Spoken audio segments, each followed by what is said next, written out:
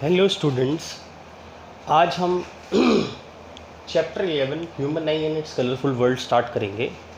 ये फिज़िक्स में लाइट के बाद आता है। जिन लोगों का लाइट आया था उसके बाद ये सेकंड चैप्टर है आपका, सेकंड पार्ट है उसका, human I and it's colourful world. अब बोर्ड ने इस बार ह्यूमन आई से काफ़ी चीज़ें डिलीट कर दी हैं, तो पहले मैं कलरफुल वर्ल्ड से जो चीज़ डिलीटेड नहीं है वहाँ से स्टार्ट करूँगा, ठीक है।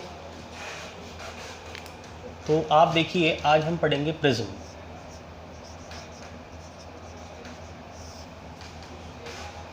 ठीक है, तो सबसे पहला क्वेश्चन आता है प्रिज्म में,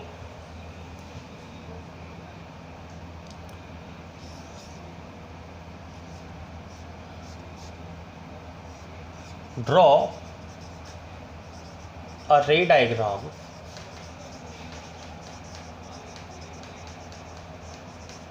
to show refraction of light through a triangular prism।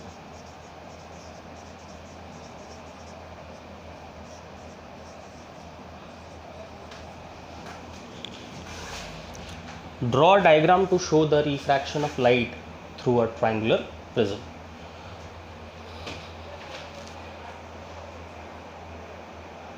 ठीक है, अब देखिए, what happens when a light passes through the triangular prism। तो आपने लाइट चैप्टर में पढ़ा था कि what happens when a light passes through the rectangular glass slab। ठीक है, तो अभी हम ट्रायंगुलर प्रिज्म का करेंगे। तो आप देखिए, मैं एक ट्रायंगुलर प्रिज्म बनाऊंगा। Let us draw an triangular prism.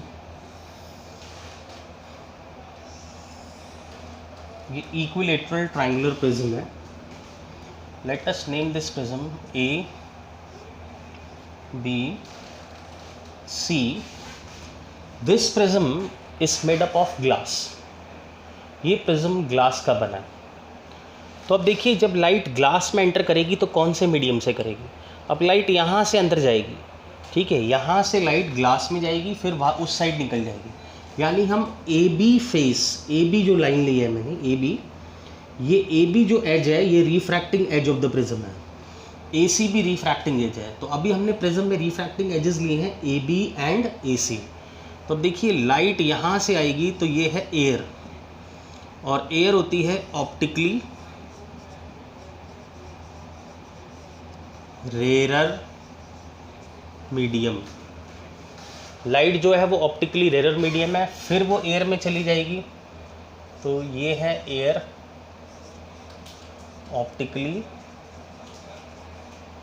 Rarer medium. ये देखिए, ये भी ऑप्टिकली रेरर मीडियम है।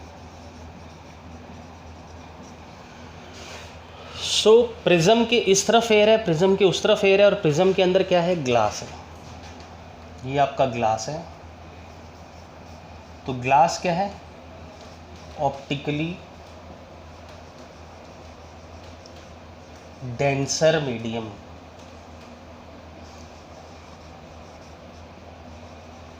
देखिए, optically rarer mediums are those medium in which speed of light is high and refractive index is लो।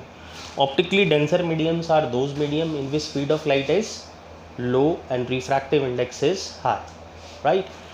तो अब आप देखिए कि लाइट एयर से ग्लास में जाएगी, फिर ग्लास से एयर में जाएगी। तो आप बोलोगे सर ये तो ग्लास स्लैब में भी होता था, ये तो ग्लास स्लैब में भी होता था। तो अगर मैं आपको ध्यान से समझाऊं कि अगर हम यहाँ ग्लास स्लैब बनाएं,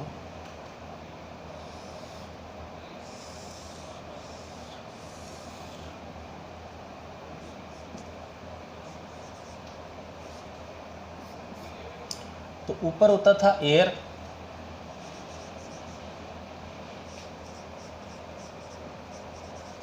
ऑप्टिकली रेरर, और ग्लास के नीचे भी होता था एयर,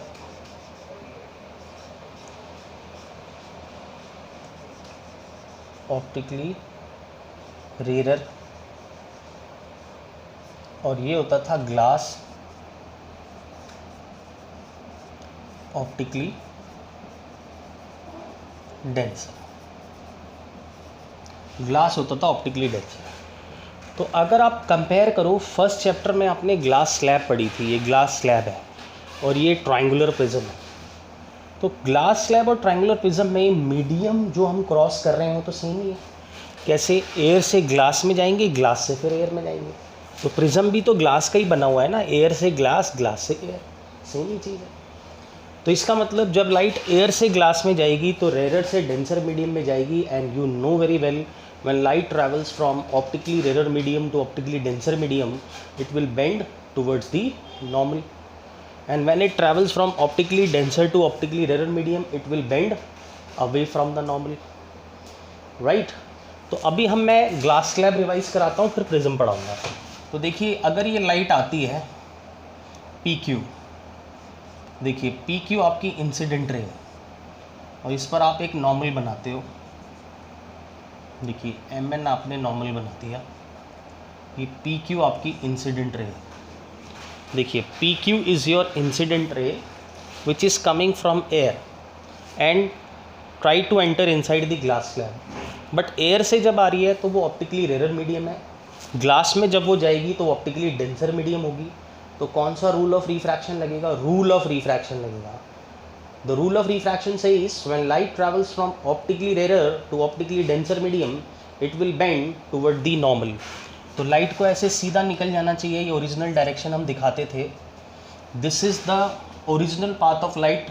जो लाइट अगर बेंड नहीं होती तो सीधा जाना चाहिए, लेकिन ऐसा नहीं होगा, it will bend toward the normal. तो देखिए पी क्यू आर, तो ये एंगल ऑफ इंसिडेंस बना और ये एंगल ऑफ रिफ्रैक्शन।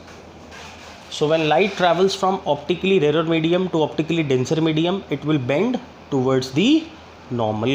देखिए it will bend towards the normal, right? PQ is your incident ray, QR is your refracted ray, MN is the normal. Have you understood? Okay. तो same चीज़ अब हम prism में करेंगे कि अगर लाइट एयर से glass में एंटर करेगी, ग्लास प्रिज्म में एंटर करेगी, तो क्या होगा? तो एक्चुअली क्या है कि यहाँ पर रिफ्रैक्टिंग एज ए बी थी, ए बी बाउंड्री थी, यहाँ पर हमारी रिफ्रैक्टिंग एज क्या है? ए बी है। तो ये देखिए मैं एक पी क्यू लाइन इंसिडेंट कर रहा हूँ, देखिए पी, ये Q, P Q is your incident रे, दिस इज़ योर इंसिडेंट रे, इंसिडेंट रे, P Q is your incident रे। अब इस पर आपको एक नॉर्मल बनाना है, जैसे पी क्यू बनाया था ना। अब देखिए जो तुम नॉर्मल बनाते हो आप, तो नॉर्मल किस पे ड्रॉ करते हैं हम? सरफेस पर। यानी सरफेस पर कितने डिग्री एंगल बनना चाहिए? 90 का एंगल बनना चाहिए सरफेस पर। तो अब आप ये देखिए कि मैं यहाँ पर एक लाइन खींचूंगा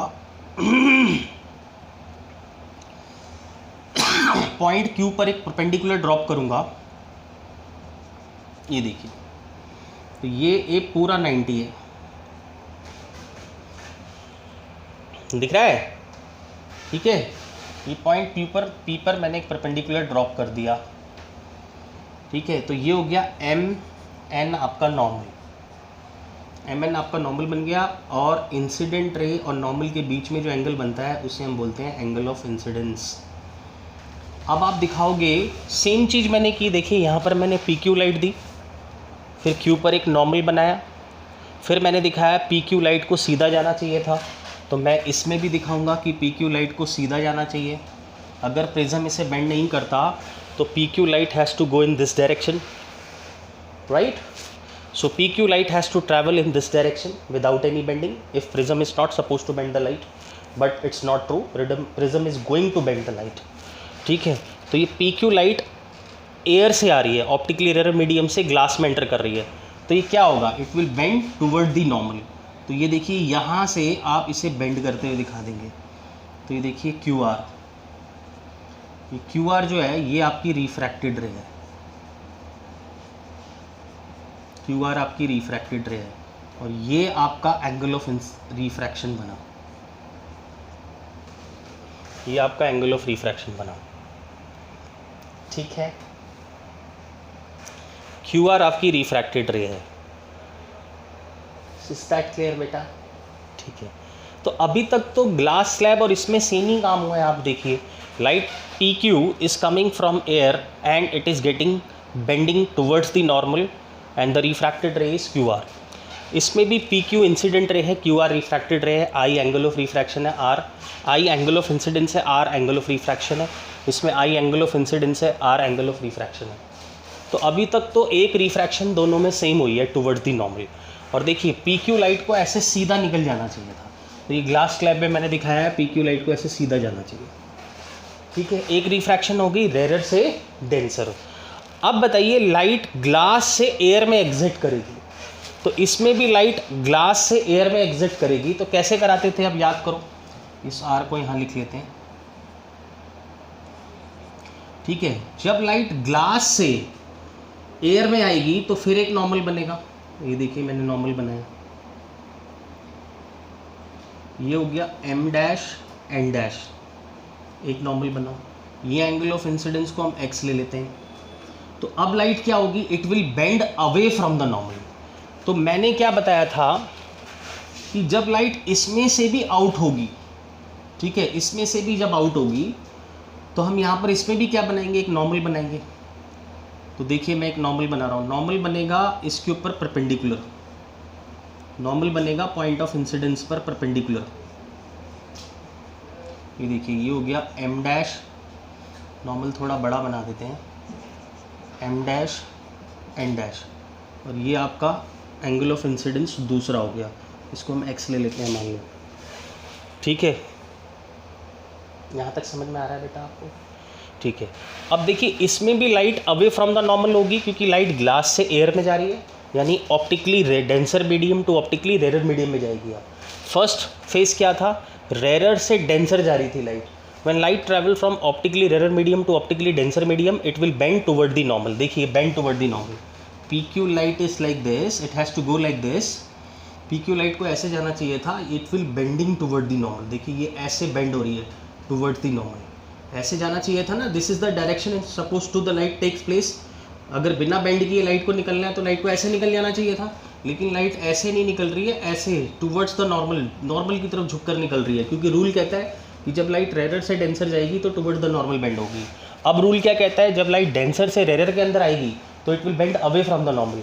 अब देखिए एक अमेजिंग चीज़, जब ग्लास स्लैब में ये अवे फ्रॉम द नॉर्मल हुई थी तो मैंने बोला था ये इतनी अवे होती है, ये लाइट इतना अवे होगी कि ये इंसिडेंट रे के पैरेलल होगी। ये आपकी इंसिडेंट रे थी और ये क्या है आपकी इमर्जेंट रे, ये क्या है आपकी इमर्जेंट रे।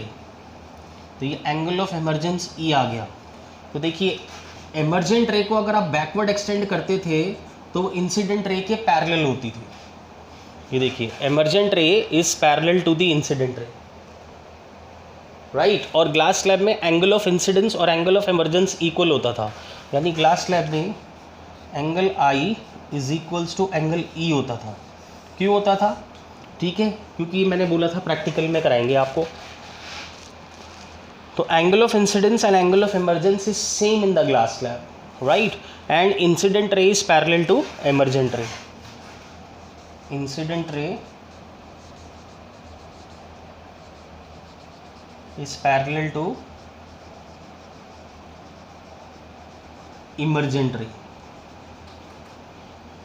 इंसिडेंट रे और इमर्जेंट रे पैरेलल होती हैं इसमें। अब प्रिज्म में क्या होगा, आप बोलोगे ना सर प्रिज्म में भी light away from the normal bend होगी। तो देखिए इसमें पैरेलल नहीं होती, इसमें light away from the normal bend होती है। देखिए लाइट को ऐसे जाना चाहिए, ऐसे निकलना चाहिए, लेकिन it will bending away from the normal, it is bending towards the base of the prism. Light जो है, लाइट को ऐसे निकलना है, ये झुक रही है किसकी तरफ, towards the base of the prism, base की तरफ झुक जाती है लाइट। तो ये आर एस आपकी इमर्जेंट रे है, दिस इज योर इमर्जेंट रे, और ये बना angle of emergence E, this is your angle of emergence E. अब देखिए अगर हम इमर्जेंट रे को बैकवर्ड एक्सटेंड करें, अगर हम इमर्जेंट रे को बैकवर्ड एक्सटेंड करें तो क्या वो इंसिडेंट रे के पैरेलल होगी, just like in a glass slab? हम ये चेक करने की कोशिश की ट्रायंगुलर प्रिज्म में कि अगर हम एमर्जेंट रे को बैकवर्ड एक्सटेंड करें तो जैसे इंसिडेंट रे के एमर्जेंट रे पैरेलल हो गई थी ग्लास स्लैब में, क्या वही चीज़ प्रिज्म में भी होगी? तो यहाँ पर ये पैरेलल नहीं हुई। देखिए जब हमने एमर्जेंट रे को पीछे एक्सटेंड किया तो they are intersecting at this point, यानी एमर्जेंट रे और incident ray on extending intersect with each other. देखिए ये तो कट गई, आपस में क्रॉस हो गई। तो हम यहाँ पर क्या लिखेंगे? ठीक है, हम यहाँ पर अब जिस पॉइंट पर ये क्रॉस हो रही हैं, आप देख रहे हो, इस पॉइंट, इस एंगल को हम बोलते हैं एंगल ऑफ डेविएशन डी। ठीक है, तो चलिए पहले मैं की बना देता हूँ इसकी। देखिए इसमें एंगल ए को हम बोलेंगे एंगल ऑफ प्रिज्म,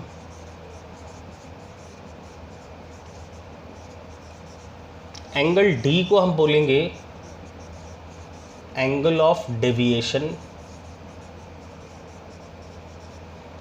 एंगल आई को बोलेंगे एंगल ऑफ इंसिडेंस,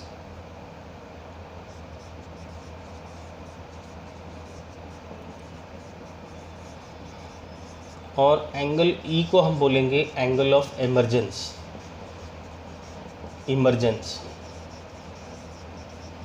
ये 4 एंगल हैं ए डी आई ई। देखिए आई और ई और ए और डी, ये देखिए ये एंगल ऑफ प्रिज्म है। This is your angle of prism. अब ग्लास स्लैब में इंसिडेंट रे और एमर्जेंट रे पैरेलल थी। ग्लास स्लैब में इंसिडेंट रे और एमर्जेंट रे पैरेलल थी, ये आपने लाइट चैप्टर में पढ़ा। तो मैम बोलेंगी ह्यूमन आई में जब हम प्रिज्म पढ़ा रहे थे तो इंसिडेंट रे और एमर्जेंट रे क्या पैरेलल थी? नहीं, दे आर इंटरसेक्टिंग। ठीक है, तो हम यहाँ ऑब्जर्वेशन क्या लिखेंगे? Observation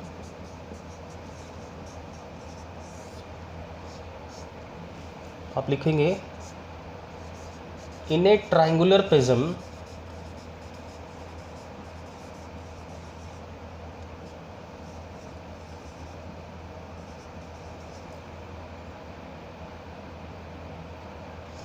on extending incident ray and emergent ray,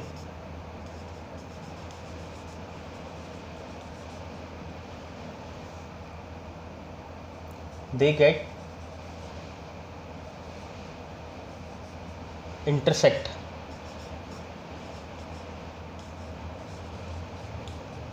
at a point, certain point, यानी ये इंटरसेक्टिंग है। यानी इंसिडेंट रे और एमर्जेंट रे को, देखिए इंसिडेंट रे और एमर्जेंट रे को जब हमने एक्सटेंड किया, they are intersecting at a certain point. ठीक है, अच्छा अब दूसरी चीज़ इसमें क्या होती है, इसमें प्रिज्म के अंदर क्या होता है कि प्रिज्म के अंदर मेन इंपॉर्टेंट बात क्या होती है वो समझनी है आपको। इसमें लेटरल डिस्प्लेसमेंट होता है। Lateral displacement is the perpendicular distance between incident ray and emergent रे। ये देखिए एमर्जेंट रे और इंसिडेंट रे के बीच में जो परपेंडिकुलर डिस्टेंस होता है उसे हम स्मॉल डी बोलते हैं, उसको हम बोलते हैं लेटरल डिस्प्लेसमेंट। क्या बोलते हैं? Lateral displacement. ठीक है, पहले आप यहाँ तक देखिए।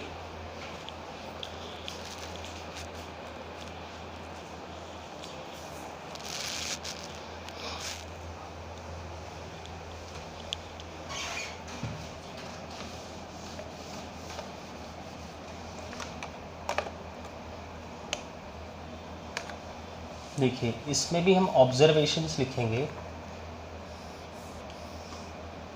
इसमें लिखेंगे ऑब्जर्वेशंस।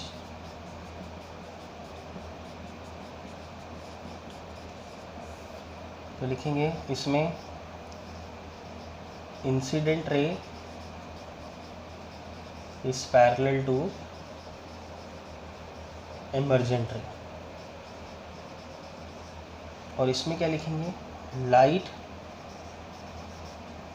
gets laterally displaced।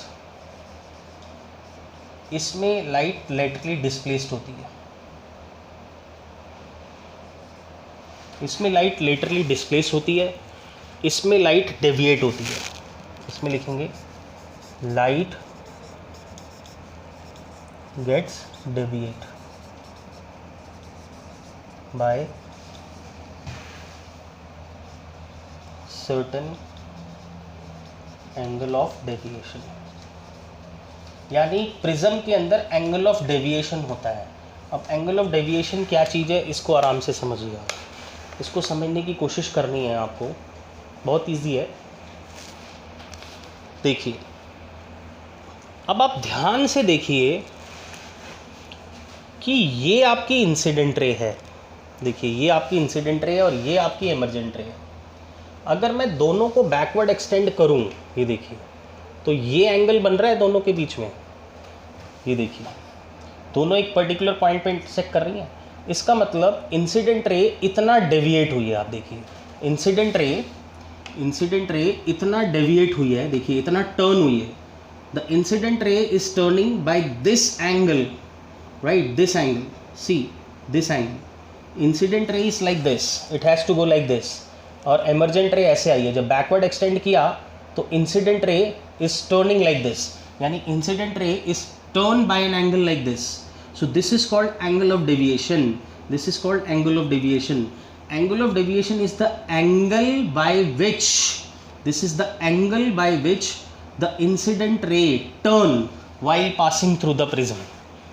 तो मैं इसमें एंगल ऑफ डेविएशन की डेफिनेशन भी लिखूंगा अभी थोड़ी देर बाद, ठीक है। तो इसमें एंगल ऑफ डेविएशन होता है, इसमें कोई इंसिडेंट रे और एमर्जेंट रे पैरेलल नहीं है। इसमें इंसिडेंट प्रिज्म के अंदर इंसिडेंट रे और एमर्जेंट रे इंटरसेक्ट करती हैं, ग्लास स्लैब में वो पैरेलल होती हैं। ग्लास स्लैब में लाइट लेटरली डिस्प्लेस होती है, इसमें लाइट डेविएट होती है, ठीक है। तीसरी चीज़, इसमें angle I plus angle E का sum angle A plus angle D के बराबर होता है। तो आई क्या होता है, एंगल ऑफ इंसिडेंस, ये देखिए मैंने यहाँ लिखा हुआ है, angle of incidence plus angle of emergence को अगर आप ऐड करोगे तो वो angle of prism plus angle of deviation के सम के बराबर होगा। इसका मतलब इसमें कोई इंडिविजुअल एंगल इक्वल नहीं है, लेकिन यहाँ पर क्या होता है, angle I is equals to angle E. यहाँ angle of incidence angle of emergence के बराबर होता है। ग्लास स्लैब में angle of incidence angle of emergence के बराबर होता है, लेकिन यहाँ पर angle of incidence angle of emergence के बराबर नहीं होता। मतलब ये आई और ये ई बराबर नहीं होंगे। मतलब कहने का मतलब ये है कि अगर ये 30 डिग्री है और ये 20 डिग्री है, तो ये कितना होगा 20 डिग्री और ये कितना होगा 30 डिग्री। इनको अलग से ले लेते हैं, कितने 50 हो गए ना, ठीक है। तो हम इसको ले लेते हैं 15 डिग्री और ये 35 डिग्री। तो इसको देखिए 30 प्लस 20 कितना आया 50, आई प्लस ई कितना हो गया 30 plus 20 50, which is equal to A plus D. 35 plus 50 कितना हो गया 50। तो इसका मतलब I plus E is equals to A plus D के बराबर होगा। कोई इंडिविजुअल एंगल इक्वल नहीं होगा इसमें, ठीक है। चलिए ये भी समझ गए आप, ठीक है। तो प्रिज्म के अंदर क्या होता है, इंसिडेंट रे और एमर्जेंट रे इंटरसेक्ट करती हैं और वो डेविएट करती हैं एक पर्टिकुलर एंगल ऑफ डेविएशन से, और इसमें आई प्लस ई का sum is equal to A plus D के बराबर होता है। और इसमें एंगल ऑफ प्रिज्म कुछ नहीं होता, इसमें एंगल ऑफ प्रिज्म 0 होता है, और इसमें आई और ई बराबर होते हैं। इसमें इंसिडेंट रे और एमर्जेंट रे पैरेलल होती हैं, इसमें इंसिडेंट रे और एमर्जेंट रे इंटरसेक्ट करती हैं। दोनों का डिफरेंस नोट कर लीजिए, कई बार डिफरेंस लिखने को आ जाता है बेटे, इसीलिए मैं लिख रहा हूँ इसे, ठीक है। चलिए अब मैं 2 डेफिनेशन और लिख देता हूँ, देखिए define angle of deviation, very important, board के लिए वेरी इंपॉर्टेंट डेफिनेशन। तो देखिए angle of deviation is the angle by which incident ray turn while passing through the prism, full stop. It is the angle formed between extended incident ray and emergent ray. ये definition आपको लिखनी है, ये मैं box में put कर रहा हूँ. This is very important definition. This is very important definition of angle of deviation. Angle of deviation is the angle by which the incident ray turn. देखिए इंसिडेंट रे थी, it has to go like this. ठीक है, incident ray को ऐसे सीधा निकल जाना चाहिए था, प्रिज्म से ऐसे सीधा निकल जाना चाहिए था, लेकिन ये सीधा नहीं निकल रही, एक पर्टिकुलर एंगल पर टर्न होकर. देखिए ये ऐसे निकल जाना चाहिए था, निकली ऐसे है. देखिए ये एमर्ज ऐसे हुई है. अगर हम इन्हें बैकवर्ड एक्सटेंड करें तो एक पर्टिकुलर एंगल पर ये क्या हो गई है, देख रही है इन दोनों के बीच में एंगल बन रहा है. ठीक है, ये एंगल टर्न हुआ है, इसको बोलते हैं angle of deviation. Angle of deviation यानी प्रिज्म में एंगल ऑफ डेविएशन होता है. और दूसरी डेफिनेशन लिखने को आ जाती है कभी कभी एंगल ऑफ प्रिज्म. देखिए एंगल ऑफ प्रिज्म क्या होता है. Angle of prism is the angle between any two refracting edges of the prism. देखिए मैंने एक ए बी रिफ्रैक्टिंग एज ली थी और एक ए सी रिफ्रैक्टिंग एज ली थी. तो angle of prism is the angle between two refracting edges of the prism. तो ये मैं नीचे लिख देता हूँ. ठीक है, यहाँ लिख दिया मैंने. ठीक है, अब मैं लिख देता हूँ डिफाइन एंगल ऑफ प्रिज्म. ये आपका क्वेश्चन है. ये क्या लिखेंगे, एंगल ऑफ प्रिज्म